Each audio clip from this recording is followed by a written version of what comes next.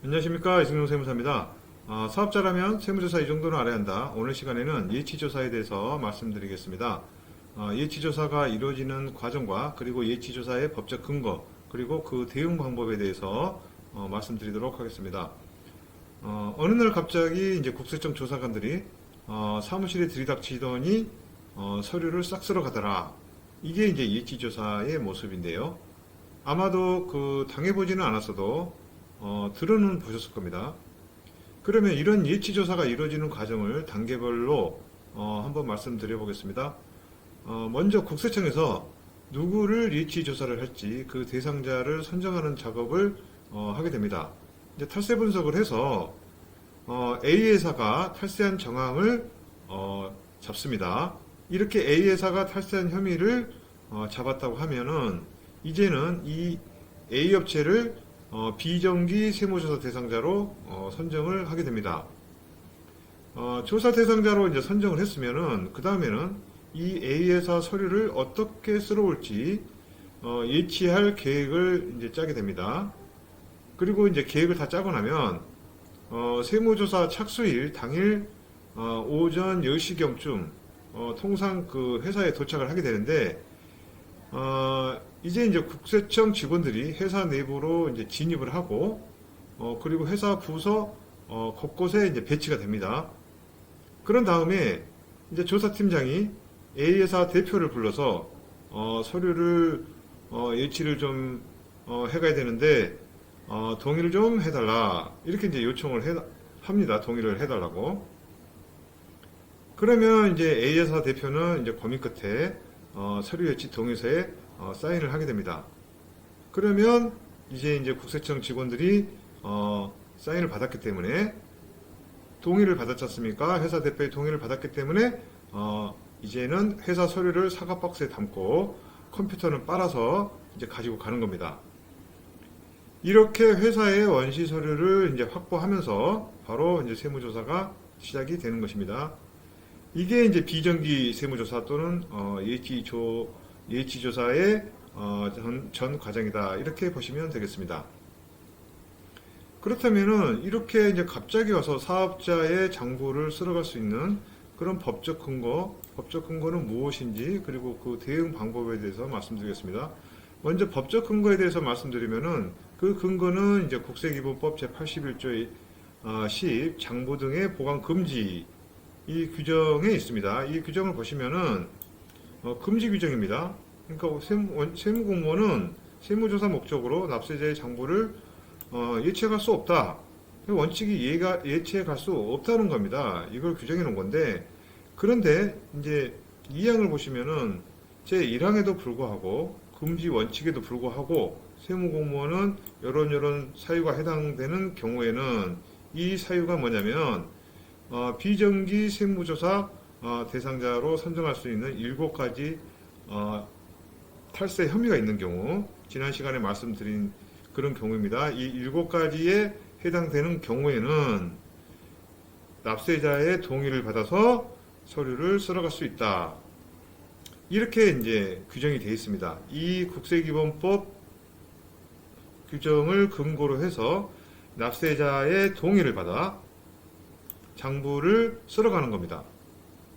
이제 경찰이나 검찰의 그 압수수색은 이제 판사의 영장을 발부받도록 되어 있지 않습니까? 그런데 이제 국세청의 이제 장부 예치는 판사의 영장이 없이도 납세자가 동의만 하면 가능하도록 이렇게 규정이 되어 있습니다. 이상 이제 법적 근거에 대해서 말씀드렸고 이제는 국세청에서 예치조사가 나왔을 때 어떻게 대응해야 되는지 말씀드리겠습니다. 납세자의 동의를 받아서 서류를 예치하게 되어 있으니까 대응 방안이 뭐가 있느냐? 동의를 안 해주면 되는 거 아니냐? 뭐 이렇게 이제 법을 그대로 해석하면 그렇게 해석이 되는데, 근데 이제 문제는 동의를 안 해준다고 국세청 직원들이 예 알겠습니다. 법에 따라서 물러나겠습니다. 이렇게 하냐는 거죠.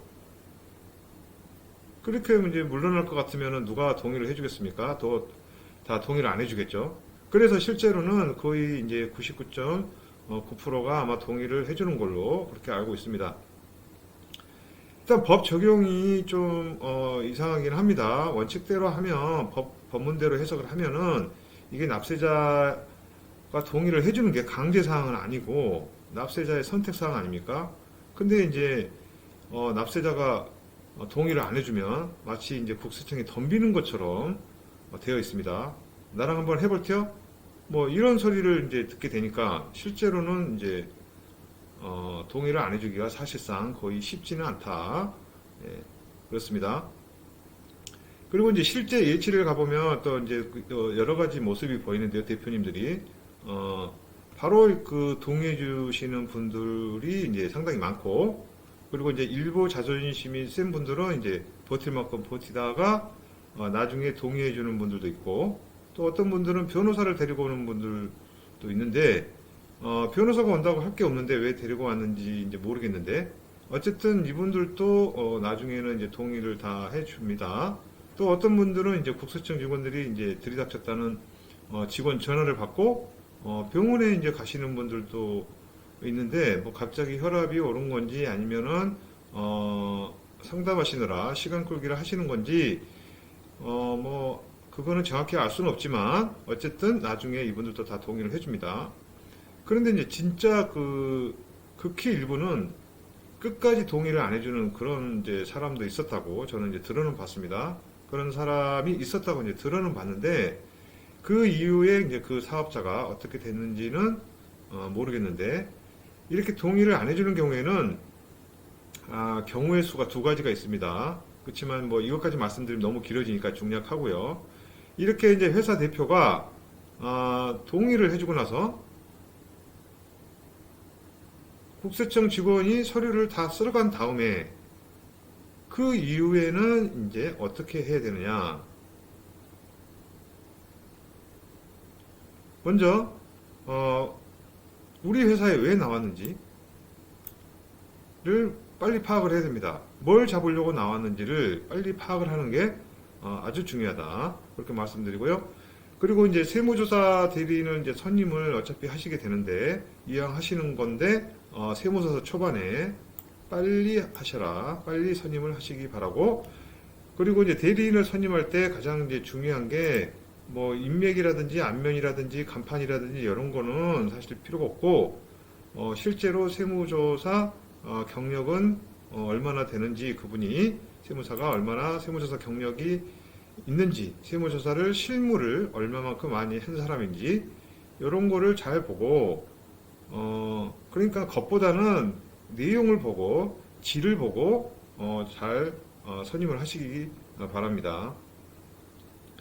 그래야 도움이 됩니다. 그리고 이제 예치조사를 대비하는 그 방법 중에 이제 사전에 대비하는 방법도 있습니다. 사전에. 그 일부 이제 성공하신 사업자분들 중에 어느 정도는 이제 성공하신 분들 중에는 우리가 이제 성공을 했는데 세법을 너무 모르고 마구잡이로 약간 해온 감이 없지 않아 있다. 그래서 세무조사가 나올 것 같은데 왠지 그런 느낌을 갖고 있다. 이런 이제 사업자분들이 계십니다. 근데 저희 이런 경우에는 저희 전문팀이 실제 세무조사와 실제 국세청에서 하던 그 세무조사 하던 방식으로 모의 세무조사를 진행을 해서 문제점이 무엇인지, 그리고 그렇게 이제 진단을 해드리고 있습니다. 그래서 실제 세무조사가 나왔을 때는 피해가 최소화될 수 있도록 이렇게 조치를 해드리고, 그리고 이후에는 세무 관련 그런 시스템이 리스크 없이 운영이 될 수 있도록 체계를 잡아드리고 있습니다. 지금까지 그 예치조사에 대해서 이제 말씀을 드렸는데요. 실제 그 예치조사를 당해보신 분들은 그렇게 많지 않을 겁니다, 아마도. 그런데 실제 당해본 사람들은 그 피해가 정말로 큽니다. 제가 이제 실제로 조사국에서 반장을 하고 세무서 팀장을 하면서 이런 예치조사를 정말 많이 했다고 그랬지 않습니까? 많이 했는데, 이런 분들은 그 실제 그 회사의 원시 서류를 탈탈 털어오기 때문에 정말 탈탈 털리는 겁니다. 세금이 많아요, 이분들은. 걸리면 세금이 무지막지합니다. 그래서 이제 그런 생각을 제가 이제 해본 적이 있습니다. 제가 그런 업무를 하면서 저분들은 과연 이렇게 될지, 본인이 이렇게 될지를 알고도 저렇게 과연 했을까? 아니면 모르고, 진짜 아무것도 모르고 그렇게 했을까? 그렇게 이제 생각을 했던 적이 있었는데요. 그래서 이제 지금은, 이제 세무사가 돼서는, 사업자라면 그래도 이 정도는 좀 알았으면 좋겠다. 알고는 해야 되겠다. 탈세를 하더라도 내가 어떻게 되는지 알고는 하자. 탈세를 안 하면 더 좋고, 그런 취지로 유튜브나 블로그를 통해서 세무조사에 대해서 말씀드리고 있습니다. 이상 예치조사에 대해서 말씀드렸습니다. 감사합니다.